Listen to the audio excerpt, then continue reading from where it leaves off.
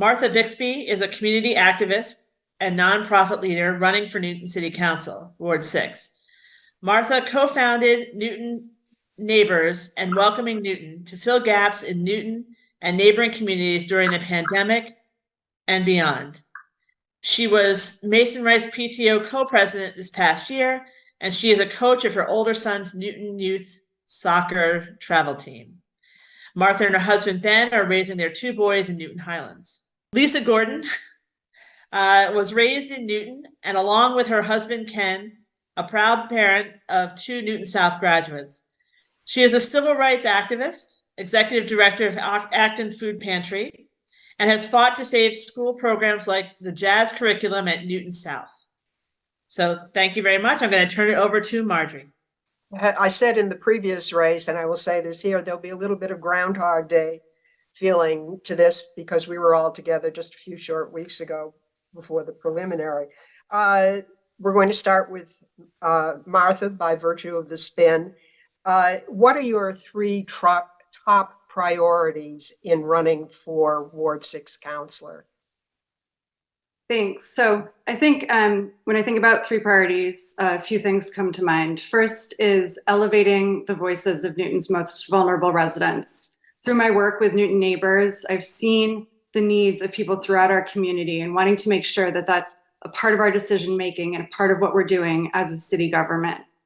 I'm also thinking about making Newton navigable for all residents, whether that's well-paved roads and sidewalks for cars and pedestrians and bicycles, and truly accessible public spaces for residents with mobility issues and older residents for all of us. And I think about the environment and making sure that environmentalism and combating climate change are a central part of everything that we do. I'm proud to have been endorsed by the Environmental League of Massachusetts PAC and Newton's chapter of 350 Mass Action for my environmental leadership. Thanks.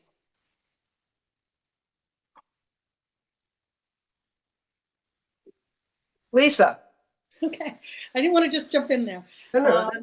So my top 3 priorities this election are infrastructure, education, and zoning. So what does that mean? When I talk about infrastructure, I'm talking about all the things that we navigate daily but maybe don't think about. Sewers, streets, sidewalks, basically the nuts and bolts of city government. Second would be education. I think that we need a contract that we can all feel proud of with our teachers. I want to be very supportive of them. And I think that public schools we have to keep first and foremost in our mind as being the cornerstone of our community. Lastly, it would be zoning. I think that we need to make sure that all of our residents understand the difference between the mandated MBTA zoning and village center overlay districts, and particularly concerned about eliminating the special permit process for buildings under 30,000 square feet. So those would be my top 3 priorities. Right. Well, it won't surprise you that we are going to start off with what may be the most challenging question facing us today: rezoning and the 2 plans to achieve it. Over the last few years, the administration and city council have been drafting new, higher density zoning to meet 2 goals. First, to fulfill the state's MBTA Communities Act, Newton was mandated to rezone for 8,330 new residential units.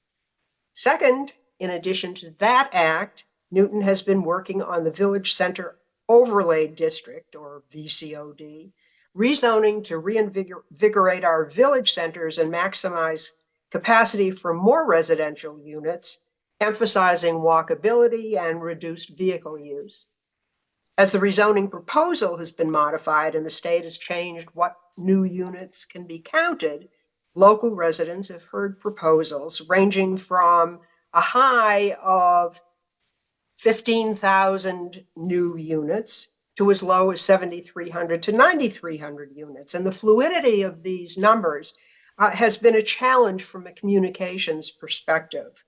The goals of this long-term rezoning are important, but the confusion has been problematic. So what are the voters of Newton to make of all of this? Lisa, what do you believe is the number of new residential units that may be built by right?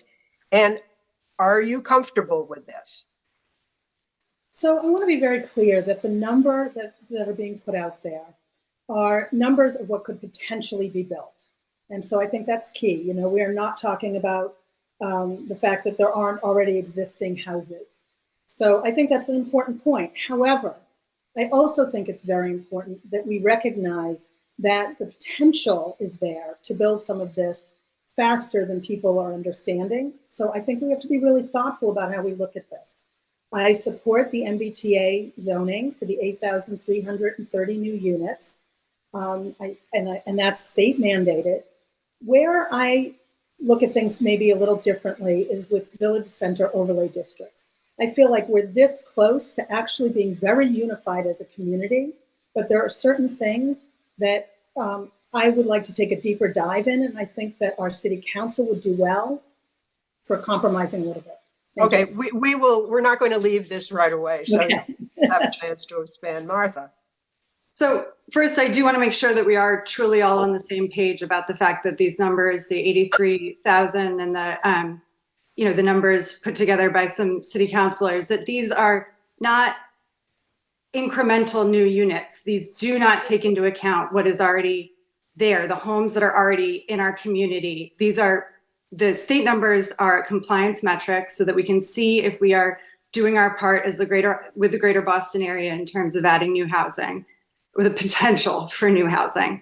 When I think about the housing and some of these questions, though, what I'm thinking about are our values as a community. I'm thinking about our small businesses and making sure that there are some more customers who can live near them and shop and be close to them and go down for a cup of coffee. I'm thinking about our schools and making sure that there are children coming into our schools and keeping them open in our neighborhoods. And I'm thinking about the environment and making sure that people can live and walk near the places they want to go. Okay, now there have been many calls for, and the language frequently used is zoning that values our human-scaled villages. Martha, do you see that kind of design in the current proposal? So again, I think when we talk about, we spend a lot of time talking about buildings and things in this community and not always about people. And I think what people value are exactly what we were just talking about. Being able to walk places or roll places to get where they want to go, within their community. They want to be able to stay in our community. Retirees want to downsize and stay near their house of worship and stay near their friends, stay near the parks that they love. So human scale is about humans and people and what people really need to get to thrive. And so I think that providing opportunities for people to live near the things that they love is exactly what we're looking for. Lisa? I'm sorry, could you repeat the question, Marjorie? Okay, well, just basically the notion that a lot of people talk about, particularly in the village centers, humans, building to human scale. And I'm not sure exactly what the metrics are on human scale, but I wondered whether you see something that equates to that in the current proposal for redoing village centers.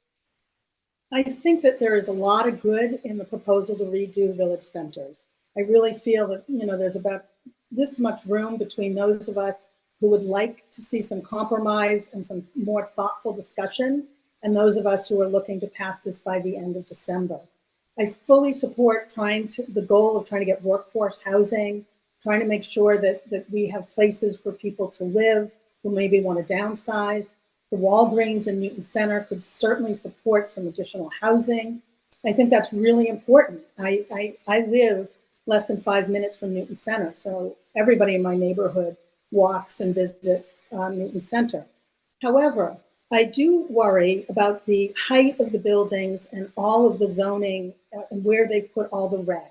I would like to see a little bit more thought put in there. Certainly we can sustain a larger building like we have on Sumner Street with Castleman House, which is 4.5 stories. But I think when we start positing the idea of putting such tall buildings on the side where Salt is, where the site where Walgreens is, on the site where Starbucks is, we're starting then to feel, in my opinion, not so human scaled. Okay, Martha, you'll get about 8 additional seconds on the next one. Some have called for a fiscal impact analysis before the rezoning is voted on. That could conceivably involve impact on infrastructure as well, or perhaps even impact on schools. To what extent do you think that that kind of analysis should be done before the plan is voted on? Or do you think that any infrastructure impact would occur gradually enough over the years that it wouldn't have to go to a vote prior to the end of December when the state has mandated that plans be in? So Martha, you start with that one. Yeah, so I think when we look at these issues, we've got a lot of fixed costs in our city and things that, you know, have the capacity. We know there's stormwater, sewer capacity. We know that these things, specifically stormwater, is something we might need to look into a little bit more with flooding and some of these other issues. But we've got a lot of capacity here, and we've got a lot of fixed costs. Our schools right now, we do have projected declining enrollment over time, and we want to keep our neighborhood schools open. This is part of what makes Newton and keeps our communities connected and gives students an opportunity to thrive. And so these school buildings, well, many of them need continued upgrades and improvement. But we also know that these school buildings are open, and we want to keep them open with new children being able to attend and not have declining enrollment over time. So I think, sorry, is that? All right, we'll weave this along. Lisa, basically do the long-term analytics before a vote, or assume that it can be taken care of afterward? So I fully support doing a fiscal impact and being as data informed as we possibly can be. I'm actually quite surprised that the city planning department has not done a fiscal impact and that our counselors are not asking for more information. Our high schools right now are actually at threshold. They don't have declining enrollment. And our new superintendent, Dr. Nolan, is actually requisitioning to do student enrollment for the lower grades, because it is not clear right now that it's going to be declining over the next few years. So I think that's crucially important, because as I said before, our schools are what make Newton the amazing community that we are. I also have some questions about our sewer capacity. I happen to be one of the people who got sewer back up in my basement this past floodings time. And okay, I'll stop there. We have to stop at the sewer impact. Okay. But a major concern in all of this is lack of affordable housing. It's not just building new units, but how would these plans actually contribute to more affordable housing? This time, Lisa goes first. So the MBTA community law is really about building extra housing around MBTA and train stations. It's not to do with affordability. There may be more units that are going to be built, so I think that there'll be more housing available to people. But our inclusionary zoning, that means the requirement to build affordable housing, doesn't kick in until you get over 7 units. The village center overlay districts, if a developer decides that they want to build a big enough structure in one of our village centers, then if they have units over 7, then affordability would kick in. I would like to go further. I think that there's a lot of opportunity here for our community to work with nonprofit developers to create truly affordable housing, not just workforce housing. Martha. So this is going to be one that is a lot to talk about in 45 seconds, and it's such an important topic. But I do think we should be doing a variety of things so that more people can find a home that works for them in Newton.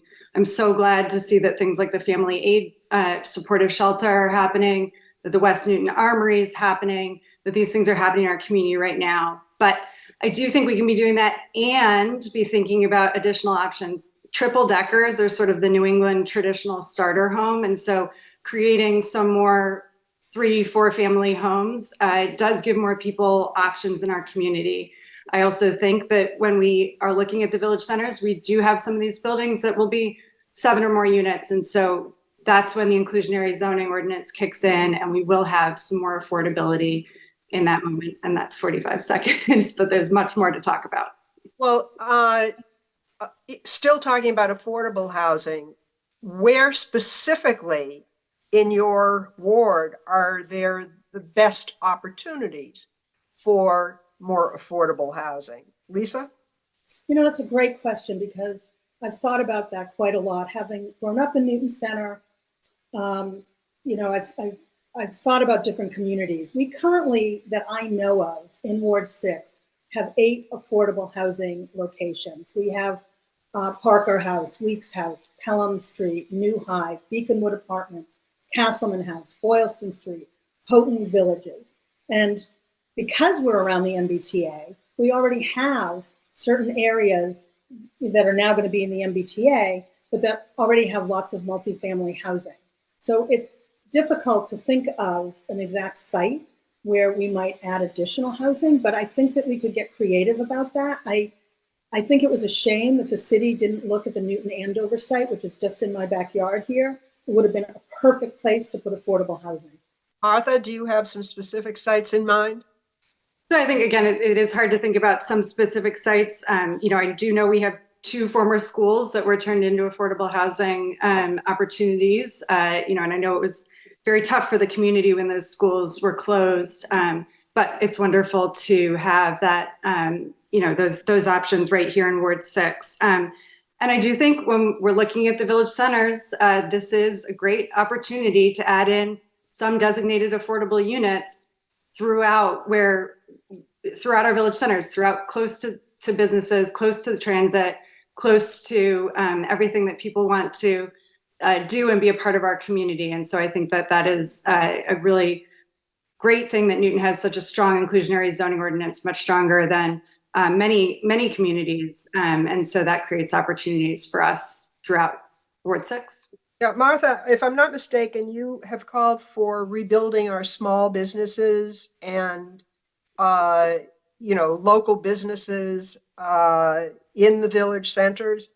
How would you specifically incentivize small businesses, and can you really keep out chain stores if with the process of gentrification comes higher costs? And how do the economics work out on that? So I'm not sure that I've called for rebuilding small businesses. I think maybe what you're asking about is just opportunities for small businesses and supporting our small businesses. So I think, you know, there's a number of things that we can and should be doing, both from the government side and from the community side. So one thing that can be done from the government side are things like formula business ordinances, which provide, you know, ways to have, you know, big corporations not just come in and do the same thing that they do everywhere else, which most of the time then they just say it's not worth it to do something totally different. And so it creates much more of an environment for, you know, our locally owned small businesses. I also think that we can be supporting pop-ups and food trucks and other entry points for people who are just starting out as small businesses. And I think as a community, we'll leave it at the pop-ups. Yeah. Lisa, your sense of that. So I've seen a lot of change in Newton over the last 20 years, but even more going back to when I grew up, you know, from having a movie theater and hardware stores and grocery stores in Newton Center. I think it is really, really important that whatever we do with village center overlay districts, that we work very hard to keep the businesses that we have. Right now, we have a lot of locally owned businesses, people who live in our community. I think this is exactly what we would like. I think our economic development director from City Hall could be doing a better job of doing outreach to our community businesses, working with new businesses that want to come in, helping them with permitting and all of the things that have to happen when you open a new business. It's very difficult. And I think as a city, we could be doing so much more to encourage business in all of our villages, starting with an ability to get people from village to village, not just by walking and bike riding, but by some kind of shared transit further than New Mile. I think it's, Thank you. We're going to move off now and talk about green Newton. What remaining green spaces are there in Ward 6, and what would you do to preserve them? Lisa, I think you go first this time. okay, I think that green spaces, keeping them and adding to them is crucially important. I think any development that goes on, they should be looking at pocket parks. In particular, though, I am a strong supporter of the tree ordinance that is being looked at now. I agree with the Malachi and Norton tree ordinance that says that there should be no exemptions from the tree ordinance. In multifamily areas, they're talking about exempting areas that have 2 family or greater. I think it's really, really important that we preserve the tree canopy, especially as we add density, because there will be a move to try and take down more trees, especially where we're opening up areas in the MBTA communities. And we need to be thoughtful and protect our tree canopy. Martha? So I think Ward 6 has, well, I'll say it, Newton's best open spaces. We have Crystal Lake, which I know so many people love. That's where people learn to swim. It's a community gem. I mean, just walking by on the way to school every morning. The other day, my son spotted a kingfisher as the sun was rising over Crystal Lake. I mean, how incredible is that? So we've got Crystal Lake, we've got Cold Spring Park, which is a stop for, I think, 130 or maybe even more than that migratory birds that come through. But Cold Spring Park is also a victim of climate change and our changing environment around us. And so something like 90% of the understory is now invasive plants, and those do not support the migrating birds that we see coming through. And so we can be doing so much more to work with the groups that the Friends of Cold Spring Park and other organizations to keep these vibrant and healthy. We can finish the sentence. Thanks. Healthy. Martha, I think I read somewhere that you said that it was important for the city to learn lessons from the Livingston Cove Crystal Lake project before the next stage. And before the next stage begins. And could you please explain what those lessons were and how you would remedy them? So I think this is a really exciting project. And again, we go by it every single day. So we've been able to see the process, the progression of this process. You know, I think the biggest thing right now is it's just taken a while. And so there's big global trade issues, I think, that are causing some of that, whether it's steel for the railings or other things like that.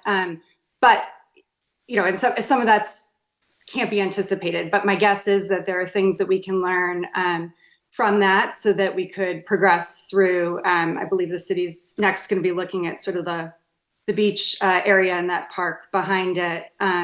So, you know, just what can we learn to perhaps make these projects go a little more quickly and open them up? I mean, my son, you know, walking home from school, we kind of count on the safe side of that being open. And so how can we reopen it to all residents going forward?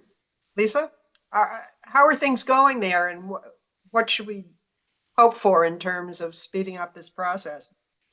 Yeah, well, I'm really looking forward to it being open. I think that the process and the run up to getting this done could have used more true community input.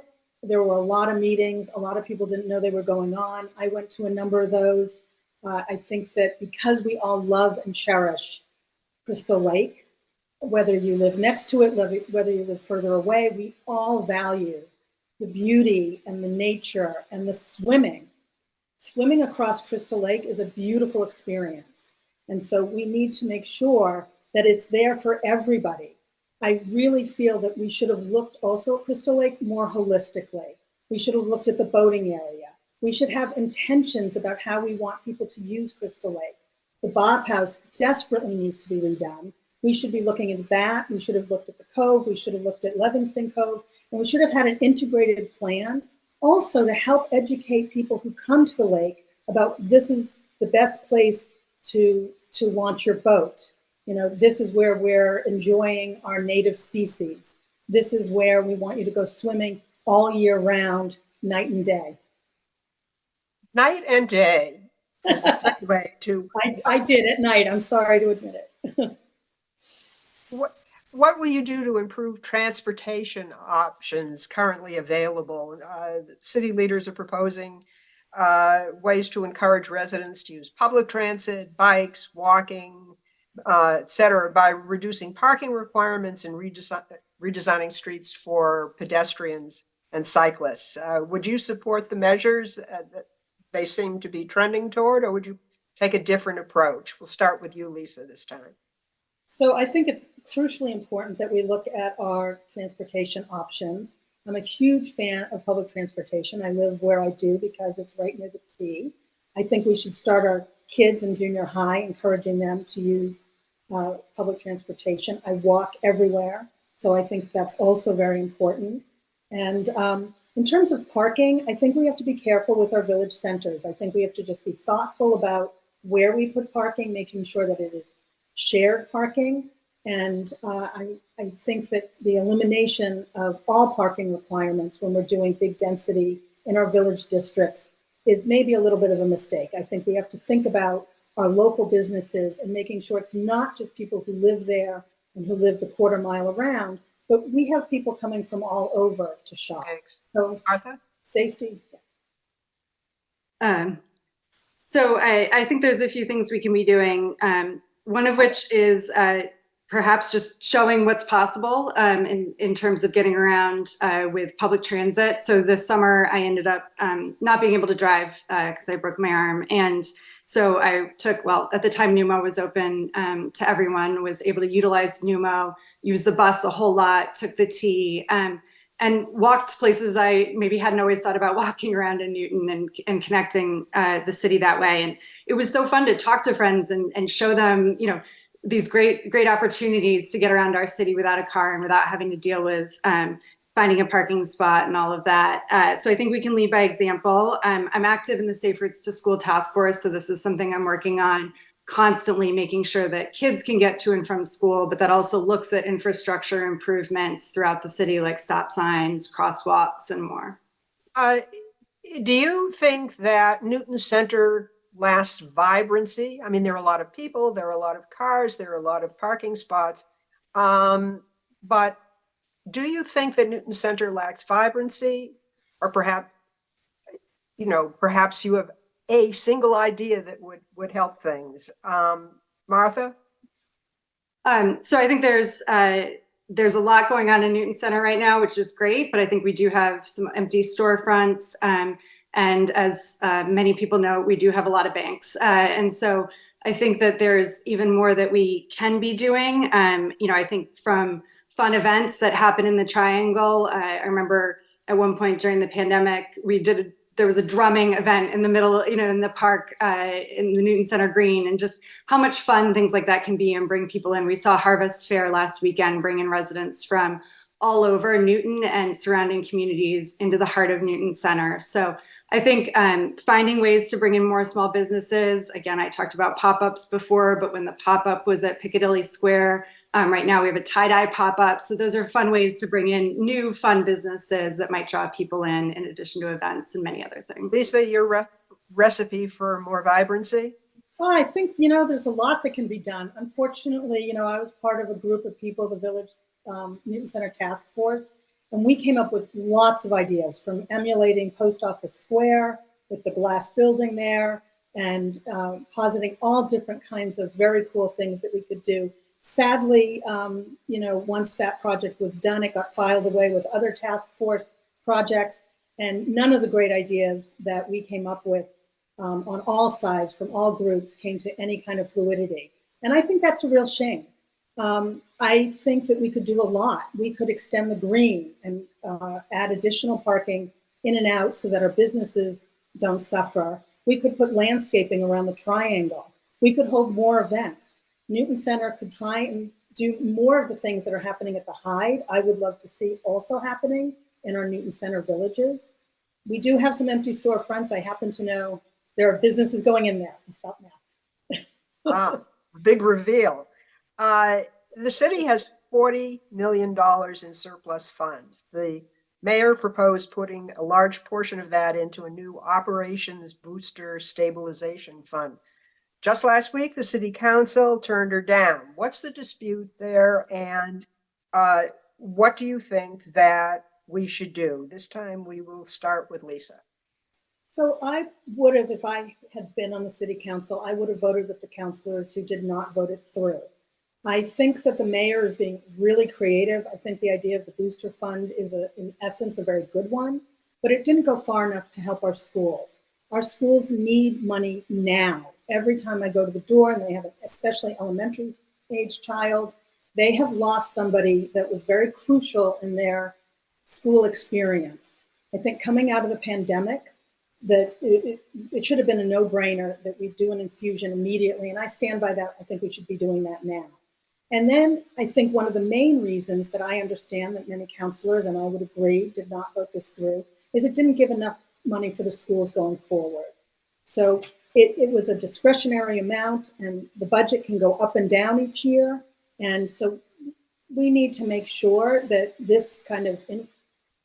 Well, you can finish the sentence. Okay. I think that we have to make sure when we have something like this, that we are thoughtful, but that we also make sure that we cover the needs that we desperately have right now. Okay, Martha, you'll get 7 extra seconds on that. Thanks, Marjorie. So I think there's a desperate need to make some tangible investments at this moment to restore trust and to really rebuild what we need to be doing, especially in our schools.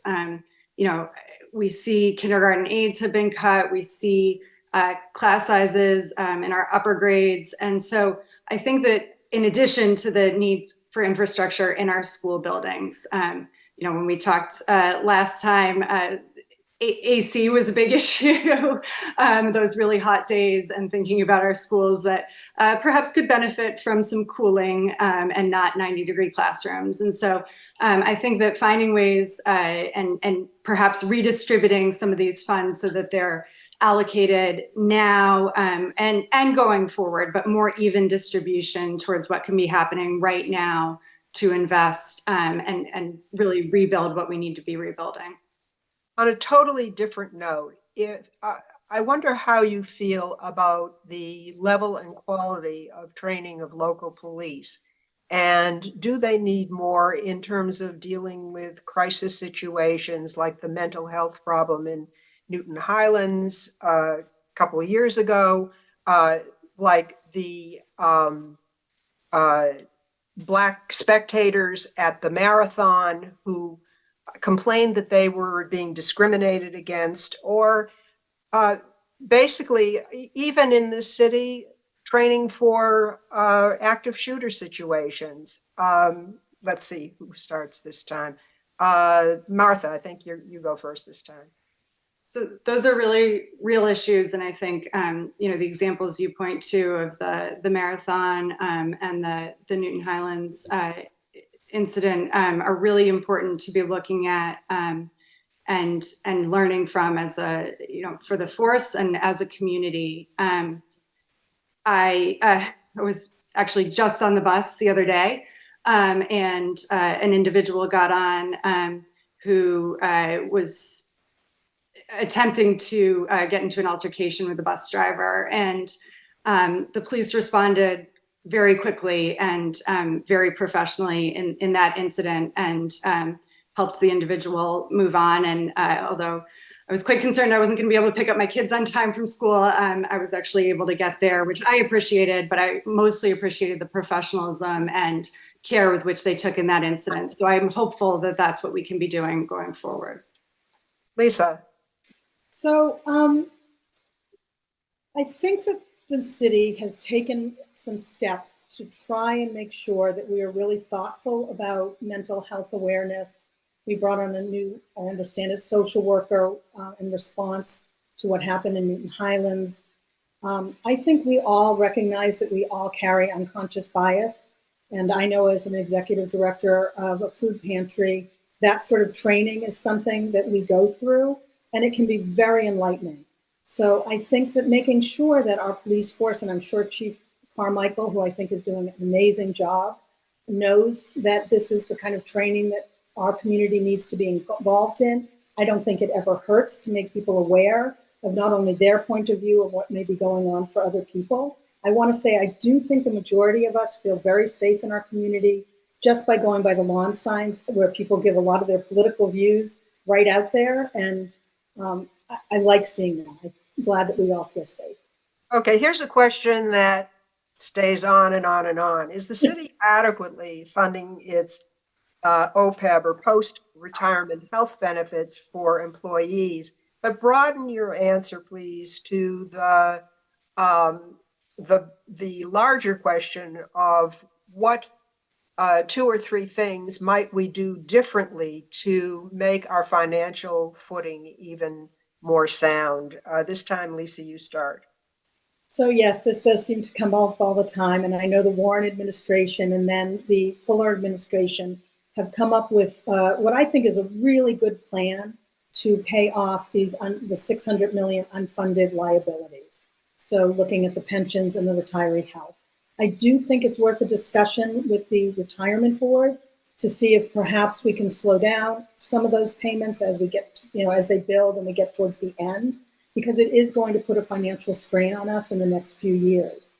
Unfortunately, we have been eroding our commercial base. There are a lot of commercial sites in our villages that are being converted, sometimes not into affordable housing, but into maybe high rent places. And we get more money back to the city when we focus on commercial. So I'd like to see us trying to preserve some of that. Martha.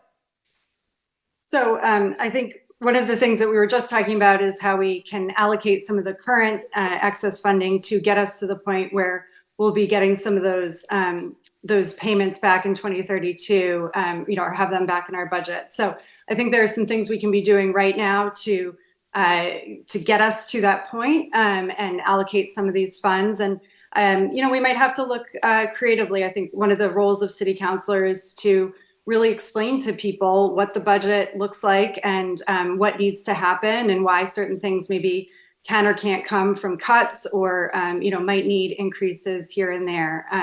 I do think that adding some additional housing and opportunities and creating, some opportunities for increased commercial can increase our base as well so that we have more resources to work with. You've already gone, Lisa, right? Yeah, yeah. I'll go again now. Newton has a $500 million budget, give or take. Do you think that the city can continue to live within its means, or do you favor more overrides? Martha, you get the first crack at this one. I think it's a really important question for us to be asking ourselves as a community right now. We just had the successful overrides for the school buildings, but the operating one just was not accepted by the voters at that time. And so I think there's some questions to look into about why that was. I do think having the tangible improvements of school buildings is something that people can really understand and puts us on a path towards future school buildings being renovated and creates a chronology there that makes a lot of sense. So I think finding ways to either explain if we do need additional increases and finding ways that we can, make the most use of people's tax dollars and really put those to use in effective ways is really important. Lisa? So again, as executive director, I spend a lot of time working on budgets and making sure that, we can balance our budget. And I think it's the same with Newton City. We are not the federal government, so we have to have a balanced budget, and that's quite crucial. I would want to drill down into where we're spending our money. We tend to do a lot of studies, hire a lot of consultants. Not saying that that would be enough to slice off to make sure that we have a really robust budget that we can put towards things like improving our streets, making things safe. But it would be the first thing that I would look at is how we're dividing things up. The other thing, and I think this came up in another debate, was maybe looking at our payments in lieu of taxes, which I think we should go back and look at. What that means is that nonprofits who don't have to pay taxes could be asked to potentially pay more in so that we would then have more money to help with our aging population in particular. Thank you. How do you plan to involve residents in the decision-making process in our town? And please be very, very specific. Lisa, you start this one. If I'm elected, I will continue to door knock. I think it's incredibly important that we reach people wherever they may be. They may not be on the internet yet. They may not want to read electronic newsletters. I'm finding as I go door to door, the amount of knowledge that residents have is so varied. Some, they know to go online and sign up for the mayor's newsletter or to go up, sign up for individual counselors. So I think it's really important that our public representatives spend time talking to people, having meetings, not just office hours, but if there's an issue. I just recently had a town hall meeting that was simply a Q&A. It was simply an invitation to the community to just ask questions and to hear about what's going on. I think we need more of that. Martha? So sharing information has been a big part of my work in Newton, first with Welcoming Newton and now with Newton Neighbors, where we share tremendous amounts of information through our Facebook group, through our newsletters, through our work with people one-on-one to make sure that they've got what they need to feel really a part of our community and to thrive here in Newton. Also with the PTO, I think a lot of information does come out through the schools, but then we recognize that many people don't have kids in schools, and so how do they find out about what's going on and ways to tie into the community? I think that office hours are really important for a city councilor, and I think that going to community events. So I've been so grateful to be a part of Highlands Village Day, to attend events like Juneteenth and Harvest Fair, so that we can really meet residents when they're out and about and in the community that they care about. This is a quick yes or no question. Recently, a group of Newton residents tried to get the city council to repeal the overnight parking ban. Do you favor it? Yes. Oh, and the city council said no. So do you favor a repeal of the overnight parking ban or not? Lisa? I have to say not at this time, only because we're talking about so much added density without any parking. I think it's a complicated issue and it's much bigger than a yes/no question. Martha, you get 25 words. I agree. This isn't a yes or no question. I'm really grateful to the residents that brought this up. And I think we need to be looking at ways to offer opportunities for multi-generational families, for to park and for people who have overnight care aids or other situations like that. And so there's different ways we can tackle this, but I'm grateful that the conversation's happening. Okay. Now we get to open hunting season, and each one of you gets to pose a question to your opponent. So let's start with Martha. Do you have a question for Lisa? Sure. So we are both running for city council, and I think that we recognize that it's a tough job, whether we agree with current councilors or not on different things. So I guess which city councilor would you sort of model yourself after, or who do you admire most on the council right now? Oh, that's a really good question.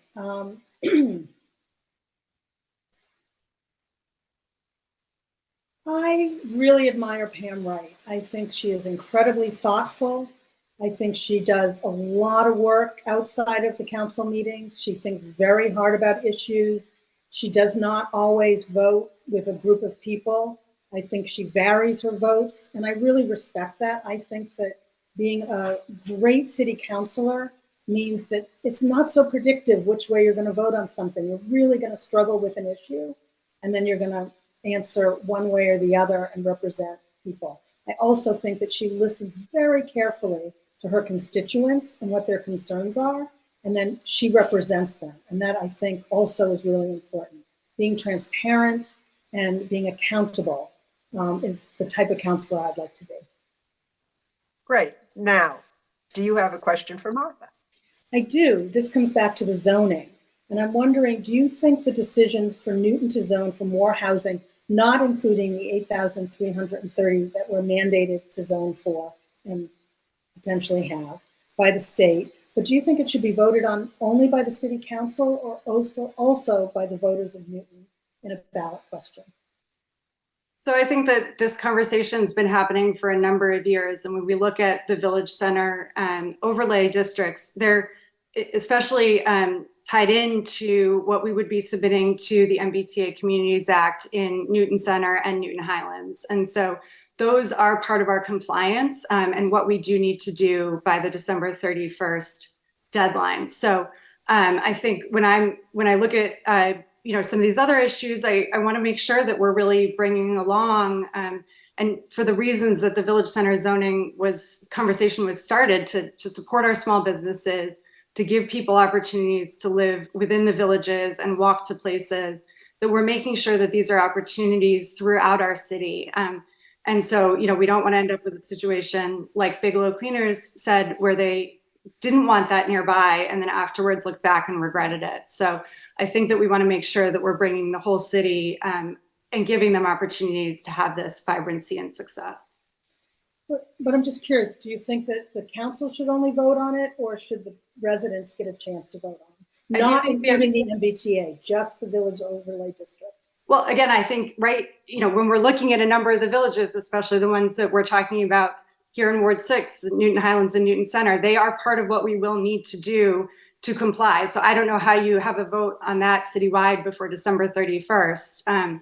When you look at the rest of it, we have 24 city councilors who've been elected for this 2-year term. And I think they should work the 2-year term and do their job, which is within the mandate of the city council to decide on land use issues and ordinances like this. I'd like to hear from Lisa very briefly. The state has mandated a plan by the end of December, and Martha raises the question of that deadline. The Attorney General has said that she will sue communities that do not comply. I think that I don't think she's as rigid as that, but how can you get a referendum done in that time frame?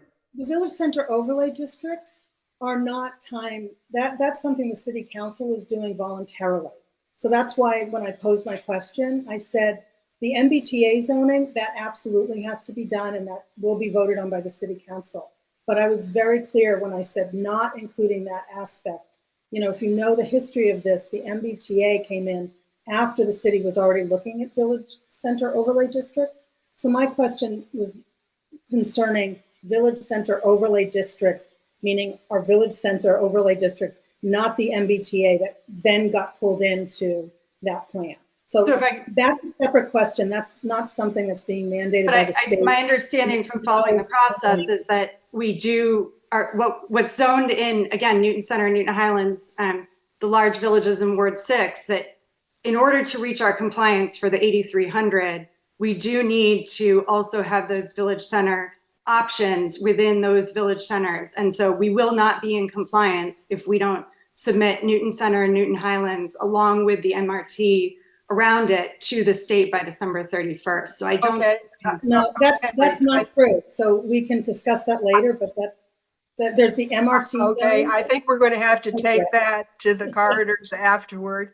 In the few minutes remaining, we'd like to invite brief closing remarks, telling folks out there why you would be the best person to represent Ward 6 on the city council. Martha and then Lisa. So I think, through my work with Newton Neighbors, Mason Rice PTO, I'm out on the playing fields, coaching soccer, at the playgrounds, walking and biking to and from school every day, and talking to you all. I mean, it's been so interesting and fun and exciting to talk to neighbors and friends and meet new people who live in Ward 6 and hear from you about what you want to see for Newton's future and what you're excited about and hopeful for. And so through the work I've done in Newton, I've seen what's possible when we all work together and we can make a big difference in some big issues like climate change and good jobs and supporting small businesses. And we can do that when we work together. So I'd be so grateful for your vote on November 7th or early or by mail. And please check out my website, marthabixby.org, to learn more and to continue this conversation. Thank you. Lisa? I'd like to thank you so much to the Newton Area Councils, who I think go far and above what they're required to do for transparency and for accountability. I'd like to thank my opponent and also Marjorie Ahrens-Barron for today. It's been such a pleasure discussing some of the challenges facing our city. I think Newton is a wonderful place, and together residents and councilors can collaborate to create safe streets and invest in our infrastructure, protect the environment, our green and open spaces, and most crucially, our trees. Ensure our schools are fabulous and our teachers are valued, and rally our community around the arts. Keeping residents informed is a cornerstone of my campaign, and my goal as your city councilors to listen to you and promote transparency and accountability in city government. Thank you Please so much. vote for me, Lisa Gordon, by mail-in ballot, early voting on November 7th, or visit my website, Lisa Gordon for Newton. Thank you. Thank you. And speaking of that ballot, a quick but important note, the printing of the ballots you will discover is very confusing. The ward councilor race for each of the wards is at the end of the school committee races on the back side of the ballot, but not separated from the school committee races. And all of the school committee candidates are running unopposed. So please, voters out in Ward 6, pay attention, turn the ballot over and vote either for Martha Bixby or Lisa Gordon.